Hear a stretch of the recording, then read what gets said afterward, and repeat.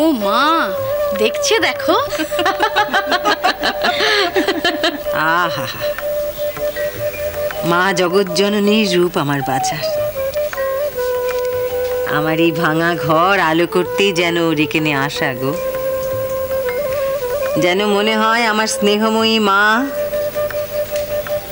তার ভুবন মোহিনী রূপ নিয়ে তার মেয়ের কাছে ফিরে এসেছে গো। কি রে মেয়ে, তাই নাকি? ঠিক বলেছ গো বামনি, ভুবন মোহিনী মাই বটে তোমার ছেলের বউ। আয় একটু কাছে আয়, আয় একটু আমার কাছে আয়। ও মা, আমি বুঝি বাদ? আচ্ছা গো আচ্ছা, আয় আমাদের দুজনের কোলেই সমান করে আয়। হ্যাঁ হ্যাঁ, যাও। তাই আয় মা, তুই তো একা কারো নোস, তুই সকলের, ঠিক তোর ভোলা মহেশ্বরের মতো। কোথায় নিচ্ছিস? ও ঘরে গদাই আছে, আজ কিন্তু কাল রাত্রি। জানি গো জানি, ওই জন্য তো আঁচল দিয়ে ঢেকে নিয়ে যাচ্ছি। চলো চলো। এইবার তোমার মুখ দেখে বোঝা যাচ্ছে কি সত্যিকারের তোমার সুখের স্বাদ মুখে চোখে।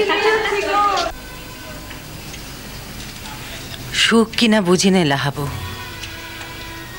তবে এটুকু বুঝি ঈশ্বর আমাকে নিঃসংশয় করেছেন। কি সংশয় ছিল তোমার? আমার সংসারের ভিটে আগলে রঘুবীর আছেন না আমার উপর রাগ করে চলে গেছেন। জানি গো,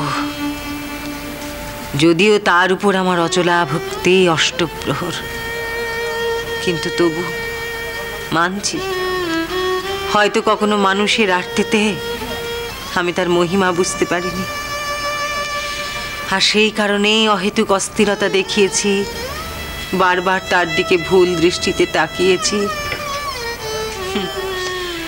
বুঝি আমি সবই তার পরীক্ষা গো। একদিনে তিনি আমার ছেলেকে আমার কোলে ফিরিয়ে দিয়েছেন, কিন্তু সেজন্য তার দৈবী টেনে নেননি,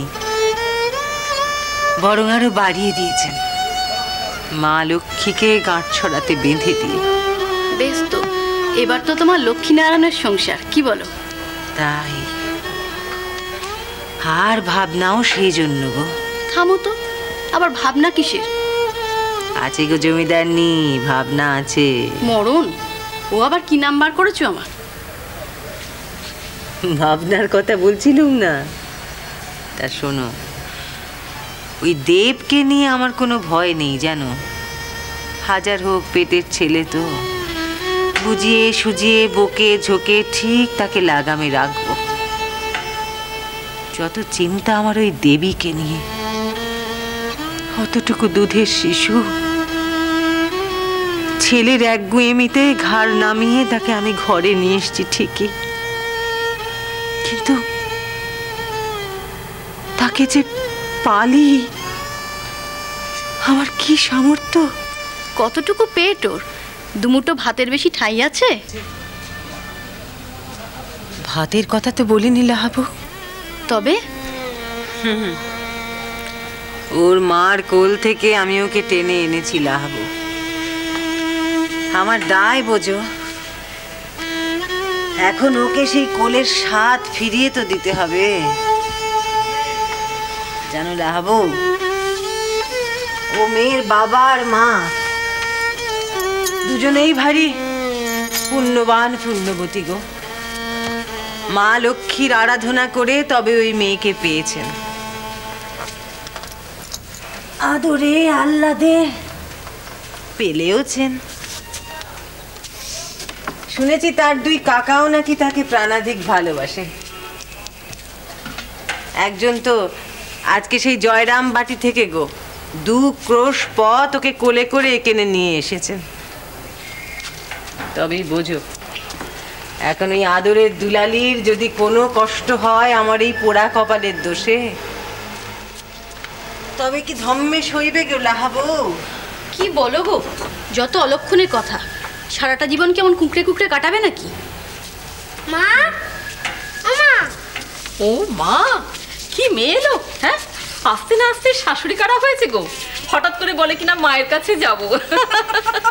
মাই, মাই তো আমার মা বলেছে। কি বলেছে রে মা? তুমিও তো আমার মা। খিদে পেলে খাবার চাইবো, আমার ভারী খিদে পেয়েছে, দুটো মুড়ি দেবে?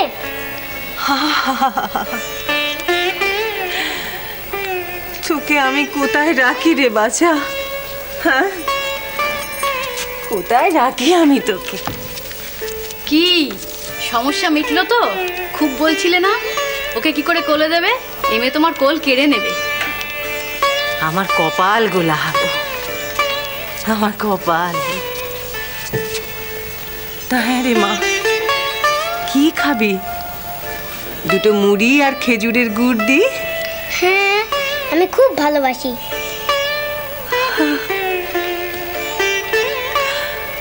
তুই কে রে মা? কে তুই?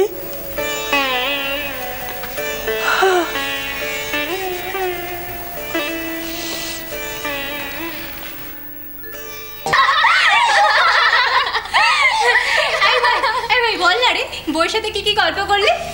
আহা, বলো না বাপু, ভারী দিমাগ দেখাচ্ছ তো। বিয়ে যেন আর কেউ করে না। এই ছোট দাদা বল না রে, বল না, বল না ছোট দাদা, বল না, বল না, চুপ করতে গেলি, মেলা বকাস না তো। উফ, বিয়ে করার হ্যাপা জানিস, একবারে হেদিয়ে গেছি। ও বাবা, এখানে বাড়ি এসে মনে পড়েছে বুঝি? ওখানে তো রাতভর বাসরে গান করেছো। একদম ছাড়ো, আগে বলো বেরো, ছাড়া সব বলতে হয়, বলে তারপরে যাবি। বলো না, আরে বলো না, এরা আমাকে এখানে তিষ্ঠতে দেবে না। আমি বরং মায়ের কাছে যাই। এই এই একদম যাবি না তুই, পাগল নাকি তুই? কেন? আজ কাল রাত্রি জানিস না তুই? আজ রাতভর না পর্যন্ত বউয়ের মুখ দেখতে নেই। ওই ঘরে তোর বউ আছে না? এ আবার কি গপ্প? একদম তাই, ছুতো করে ওই ঘরে যাবার তাল না। এই দেখো, আমার বউ, আমি দেখতে পাবো না? না, দেখবি না। কেন, সইতে পারছিস না বুঝি বিরহ দশা? এই তাহলে তোরা এখান থেকে যা দিকিনি, আমাকে একটু আমার মায়ের নাম নিতে দে। উফ, দুটো দিন যা গেল। আরে ভাই, ওখানে যাওয়া পর্যন্ত বল না রে কি হলো? হ্যাঁ, গেলে তো সব মাটি দাপিয়ে। গো, শিব ঠাকুরের বিয়ে যে, চিনু দাদা আর কুমোর দাদা হলো গিয়ে নন্দী আর ভিঙ্গি। আরো ছিল দত্তি, দানব, ভূত, পেত, আরো ছিল। হ্যাঁ গো, সত্যি নাকি? কি বরণের সময় নাকি আগুনে মঙ্গলসূত্র পুড়িয়েছ? श्री राम कृष्ण